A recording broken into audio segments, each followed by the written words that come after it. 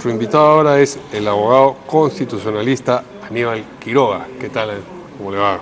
¿Cómo están? ¿Qué tal?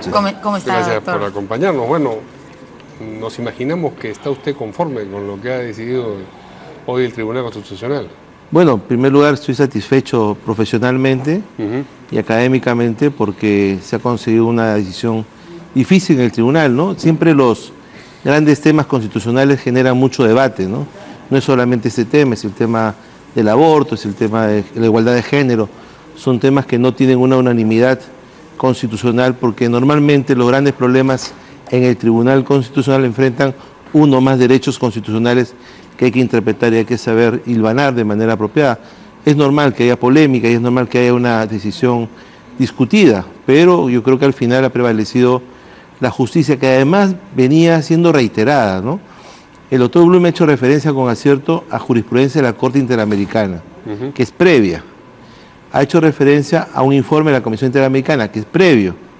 Hay una sentencia del propio tribunal, que es muy parecida al caso Humala de Heredia.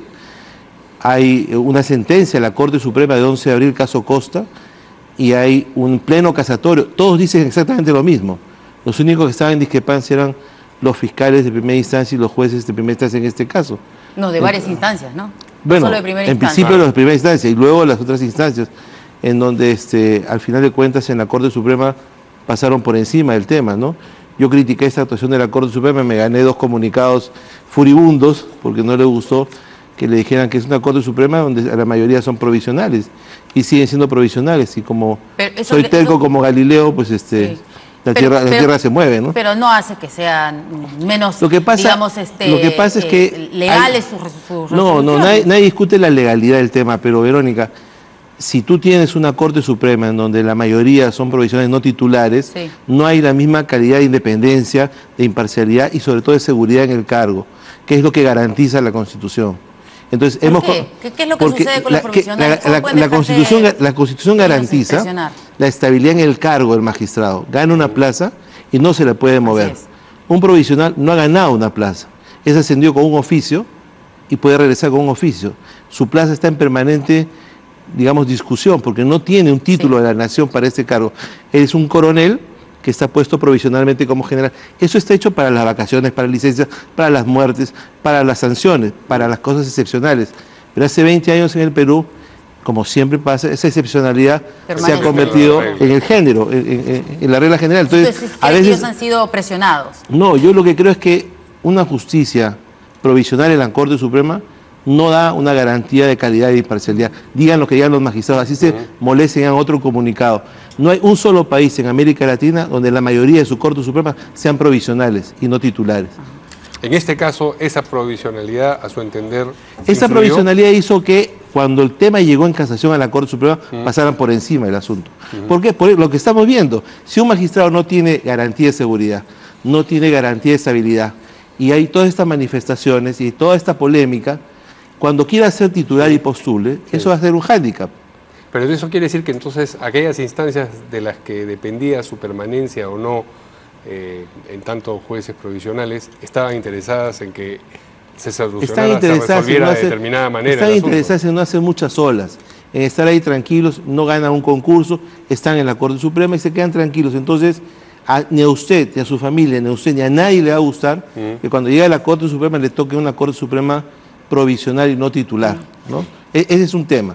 El segundo tema es que había toda una jurisprudencia uniforme en este asunto, en donde la regla general, una vez más, es que una persona es inocente hasta que no se demuestre en un juicio, con una sentencia condenatoria, que es culpable. Sí. Y por lo tanto, mientras eso no ocurra, debe comparecer en libertad al juicio, salvo la excepcionalidad de la ley.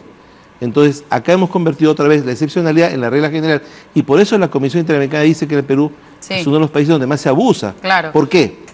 Porque nos hemos acostumbrado a satisfacer la inmediatez de la gente con las detenciones provisionales. El otro día, en el caso de los árbitros, en la Corte Superior, a uno de ellos se le daba inmediata libertad, y el fiscal ha tenido que reconocer que no había elementos suficientes para él. Pero el fiscal de primera instancia pidió 36 meses. 36 meses para que el fiscal superior reconociera que no tenía elementos suficientes sobre él. De esa manera se dicta la prisión preventiva. Sí. Doctor, vayamos al tema de la obstrucción, que era la base, digamos, de la acusación fiscal o del pedido fiscal, mejor dicho, para la prisión preventiva Keiko Fujimori y la que fue acogida, bueno, en las diferentes instancias del Poder Judicial y fue además la base, el encargado usted, ¿no es cierto?, del Tribunal Constitucional de hacer esta defensa, digamos, técnica, ¿no? Porque fue la doctora Juliana Loza la que fue a los argumentos y a los casos específicos, ¿no? Correcto. Keiko Fujimori, siendo una lideresa política de la oposición, estando en libertad, no va a tener más herramientas para poder obstruir, obstaculizar las investigaciones que se están realizando en el Ministerio Público. Bueno, esa es una excelente especulación, pero es una especulación. Para que una persona vaya a la cárcel tiene que ser una realidad. Ollanta Humala es también líder y su esposa, lideresos de, si cabe la expresión, de un partido político, están en libertad y no obstruyen nada, ¿no? Entonces, ese es un nivel de exageración. Desaparecieron en el Congreso pasado, ¿no? Bueno, pero hay ciertos conceptos, Verónica. Vienen nuevas elecciones. Sí, pero hay ciertos conceptos que se han exacerbado. Por ejemplo, un requisito es tener arraigo domiciliario. El policía Elvis en Piura duerme en la comisaría, pasa lista en la comisaría. Para el juez eso no es arraigo domiciliario, ¿no? En el caso de Kuczynski tiene que ser una organización criminal, 3, su secretaria, su chofer y él, organización criminal. En el caso de lavado de activos, todo es lavado de activos. Si Keiko estuviera bien procesada por lavado de activos, que no lo sabemos, también tiene que ser cómplice el señor Romero y también tiene que ser cómplice los Rodríguez Banda. ¿Y por qué no? Porque tiene una defensa distinta, porque en el caso de ellos hay una defensa blanca hecha por gente políticamente correcta. ¿A quién se refiere el señor Vaz? Me refiero a cómo se expresan las cosas de manera distinta en función de la persona. Cuando se trató de la secretaria de Kuczynski, se dijo que era un exceso y que su detención no se justificaba, porque era la hermana de un exministro. La secretaria, la señora Keiko Fujimori, la señora Copara, ella sí podía ir en detención provisional. Entonces, cuando cambiamos los argumentos y falseamos los hechos, como en este caso, exacerbar el tema de la obstrucción, bueno, veremos si efectivamente va a haber o no va a haber obstrucción a la justicia, pero no puede detenerse una persona por una mera especulación. Me parece que como lideresa va a poder obstruir la justicia. Los fiscales tienen que hacer su trabajo. Pero en el caso de Humala, donde fueron recluidos en prisión por 3 años, hasta hoy no hay una acusación en forma, hasta hoy no empieza su juicio. En el caso de Cuba tiene que ser en libertad sin que haya proceso. Entonces, ¿qué ocurre? Los fiscales y los jueces se contentan con meter a la gente a la cárcel, como el caso de los árbitros, la mayoría de ellos, y luego pasa el tiempo. Sí. Y el tema de los testigos, el tema de los testigos, que era otro de los argumentos de la Fiscalía, ¿no? Que los testigos sobre este famoso pitufeo que se utilizó para poder, a decir del Ministerio Público, lavar el dinero que llegaba a Fuerza Popular o que llegaba a manos de Keiko Fujimori y de su entorno, estos testigos fueron coaccionados, fueron presionados, inducidos a tratar de salvar a Keiko Fujimori. Eso tendrá que demostrarse en el proceso. Y eso no es obstrucción a la justicia, para usted. Bueno, si lo fuera, sí, pero no está demostrado que haya sido así. Entonces... pero si se comprueba eso, sí le parecería... Sí, claro, y sería parte de la condena. Como ha dicho bien el Tribunal Constitucional, ella no ha sido absuelta. Su responsabilidad penal no ha sido determinada. Pero para que eso ocurra tiene que haber 3 cosas. Un juicio justo, una defensa razonable, porque la defensa es tan constitucional como la Fiscalía, y una sentencia condenatoria con las pruebas suficientes. Mientras eso no ocurra, la persona no puede ser condenada. Una vez que ocurra la condena, como el caso de Donaire, bien recluido en la cárcel, y eso no tiene ya vuelta, ni el Papa puede darle vuelta al asunto. Pero tiene que haber una condena, no una detención provisional. Ese es el problema que ocurre hoy día en nuestro medio, en donde la gente se contenta con un tema intermedio. Y yo fui llamado al Tribunal Constitucional por la doctora Loza por 2 razones. Primero, porque en la Corte Suprema se pasó por encima de su defensa. Ni caso le hicieron. Y en segundo, para visibilizar su defensa. Y en segundo lugar, porque los grandes procesos complicados requieren un trabajo en equipo. Acá no hay salvadores. En la mañana había un abogado que fue antes abogado de Keiko Fujimori que vaticinaba que se iba a quedar. Hoy día en la mañana, hablando contigo, sí, precisamente, ¿no? Pero no, decir, no es que él estaba, digamos... Él decía que era muy difícil. Que satisfecho, pero creía que era difícil. Pero se equivocó. Se equivocó por horas, ¿no? Entonces, ¿por qué? ¿A dónde quiero llegar?